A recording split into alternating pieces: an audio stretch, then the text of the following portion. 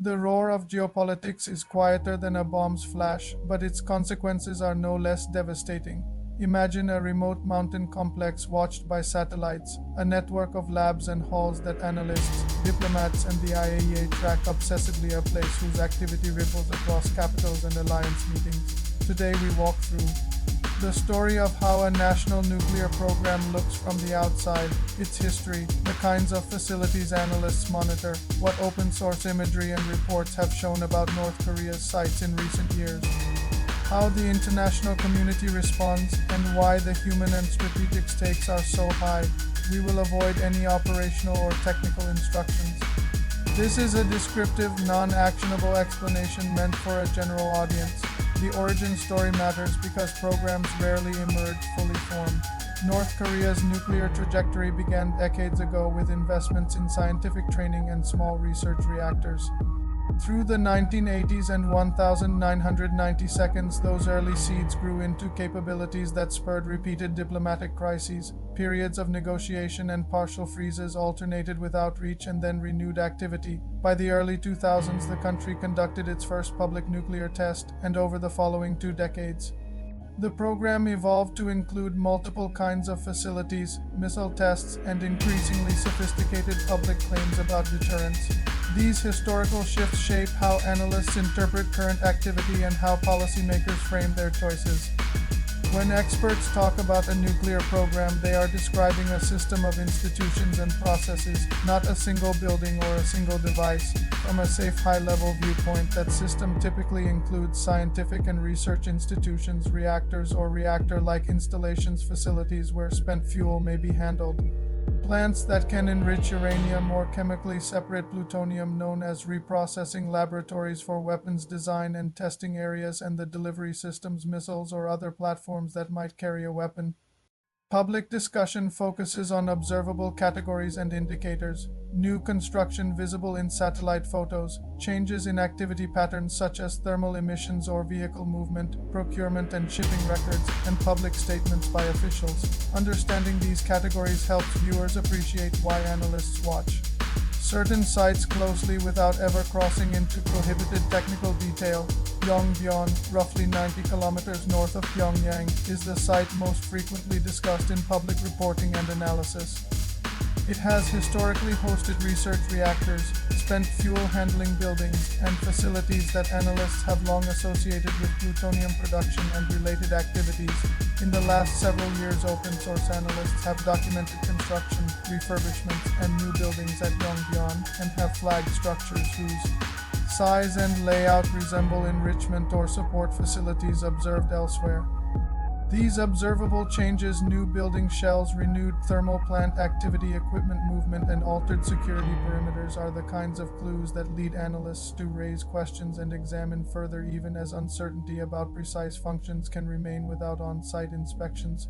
Beyond Yongbyon, analysts have pointed to other sites and to activity that could expand a program's material pathways.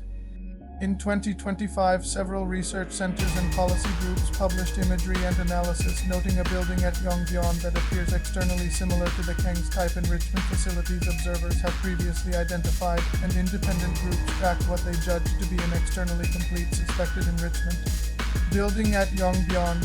Such developments matter because, in broad terms, enrichment infrastructure and reprocessing capacity are the two principal industrial routes by which states historically have increased their stocks of fissile material, and thus the international community monitors any indicators of expansion in either domain. It's important to stress that these are assessments of observable features and construction patterns, not operational readouts. Open source intelligence has matured significantly over the last decade. Commercial satellite imagery, thermal infrared analysis, shipping manifests, and cross-check trade and open reporting allow independent researchers to produce robust, public assessments about activity at key sites even when inspectors are not present. Organizations using these methods have reported signs such as renewed thermal plant emissions, snow melt patterns that reveal vehicle movement, new construction footprints, and shifts in logistics that together create a coherent picture of whether a complex is dormant, being refurbished, or being actively used. While this approach cannot replace direct inspections, it provides valuable, timely information that shapes public understanding and policy discussions. the international response to such activity is multifaceted and often constrained. The International Atomic Energy Agency (IAEA) is the technical body charged with safeguards and verification when states accept them. The United Nations Security Council has imposed sanctions related to nuclear and missile activities, and specialized panels and monitoring teams document procurement networks and sanctions evasion. These mechanisms produce public reports that civilian analysts and journalists rely on, but they have limits. When a state withdraws cooperation, restricts inspectors, or exploits third-party smuggling networks, verification becomes harder and the certainty of public assessments declines. This is why diplomatic engagement, export controls, and sanctions enforcement are central policy tools. They are meant to constrain options and create incentives for transparency, but their effectiveness depends on international coordination and firm implementation. Politics is as decisive as technology. For North Korea, officials publicly frame nuclear capabilities as a deterrent and an insurance policy for regime survival, as well as bargaining leverage in diplomacy. That political logic explains patterns of behavior. Freezes and partial cooperation emerge when negotiations produce perceived benefits, while resumptions of activity often follow stalled talks or sanctions pressure. Neighbors and major powers respond based on their threat perceptions and strategic priorities, resulting in a mix of containment, deterrence, and limited engagement. Those responses ripple outward. They influence alliance decisions, missile defense deployments, and the tenor of regional diplomacy.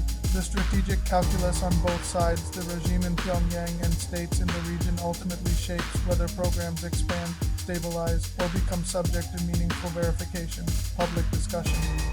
That keeps the political drivers in view, helps audiences understand why technical indicators matter in a broader strategic context. Any discussion of nuclear programs also needs to keep humanitarian risk front and center. Nuclear weapons, by design and consequence, carry catastrophic humanitarian and environmental costs. Even a single use would cause mass casualties, long-term radiation effects, displacement, and economic turmoil across borders. That reality underlies international efforts to prevent proliferation and to stigmatize first use. When policymakers, analysts, and journalists talk about capabilities and facilities, they do so not as a purely technical exercise, but because the stakes include lives, livelihoods, and long-term ecological harm. There are also important limits to public knowledge. Open source analysis is powerful, but it cannot perfectly determine stockpiles, production rates, or the exact technical readiness of weapons without on-the-ground verification or classified intelligence. Different expert groups sometimes reach different estimates because they weigh ambiguous indicators differently or have access to different data. Responsible reporting and analysis therefore emphasize uncertainty ranges and the need for caution rather than definitive claims when evidence is incomplete. That intellectual humility is vital. It avoids overstatement and helps policymakers weigh risks without panicking or assuming certainties that may be unwarranted. Sanctions, enforcement, and procurement networks form another vital dimension. The UN's sanctions regime, national export controls, and multilateral monitoring attempt to choke off illicit procurement of materials and technologies that could support weapons-related activities.